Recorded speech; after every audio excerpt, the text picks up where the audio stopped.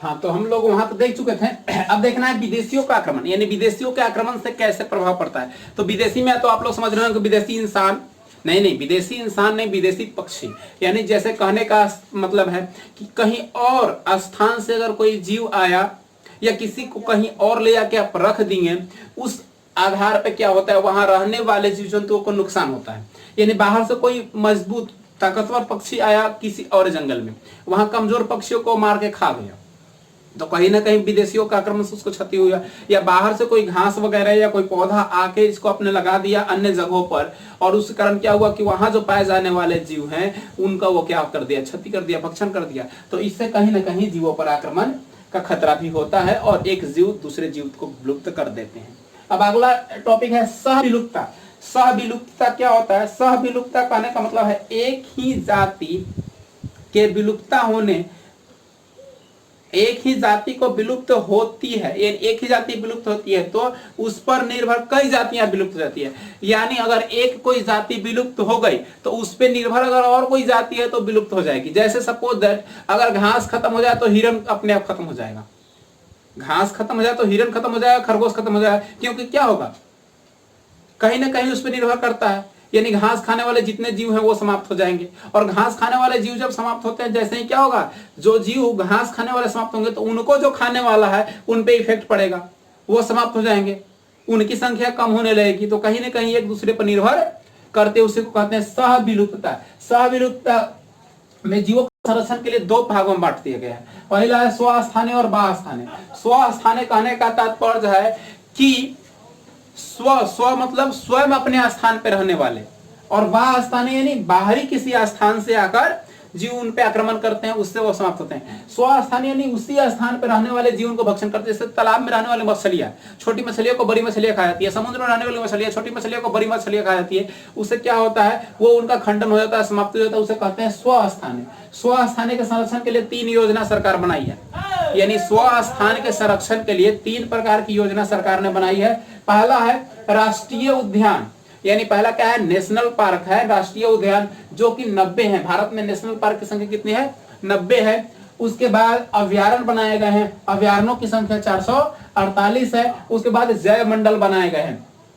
देखिए राष्ट्रीय उद्यान 90 है, राष्ट्रीय उद्यान का सारा मेरे पास, और उद्यानों अभ्यारण्यों का डिटेल्स है 10वीं क्लास के ज्योग्राफी के बुक में है। पेज नंबर आपका 59 है। पेज नंबर क्या हो गया, 59 आपका हो गया। इसमें आपका है, अगर आप लोग को मिल जाए तो ठीक है, अन्यथा व्हाट्सएप पे मैसेज कीजिएगा, मैं इसका फोटो आप लोग तक भेज दूंगा। ये सभी अभ्यारण्य आपको याद करने हैं। इसमें कुछ अभ्यारण्य दिए हुए हैं, जिसमें राज्य दिया हुआ है, उनका जिला दिया हुआ है, किस जिले में है और किस चीज से संबंधित है। ये बहुत जरूरी है, एग्जाम में 1 या 2 क्वेश्चन इससे तो फाइनली आना है तो आना है, इसलिए इसको किसी भी शर्त में आप याद कर लीजिए। अगर आपको मिलती है तो अच्छी बात है, नहीं तो हमारे पास व्हाट्सएप पे मैसेज कीजिए, हम भेजेंगे इसको आपको, ठीक है।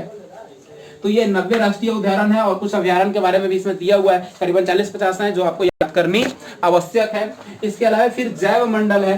जैव मंडल कहने का मतलब है उसमें सारे जीव जंतु रहते हैं, जिस मंडल में उसे कहते हैं जैव मंडल, जो कि पिछले क्लास में हम आपको बता चुके हैं जैव मंडल के लिए। और जैव मंडल के संरक्षण के लिए, वन्य जीवों के संरक्षण के लिए कुछ सरकारी और कुछ गैर सरकारी, और कुछ गैर सरकारी संगठन बनाए गए हैं, जो इनकी किसी न किसी प्रकार से रक्षा करती है। जैसे कि गैर सरकारी संगठन में है आपका प्रोजेक्ट गैंडा हो गया, टाइगर प्रोजेक्ट हो गया, फिर आपका हो गया प्रोजेक्ट लायन हो गया, कस्तूरी प्रोजेक्ट हो गया।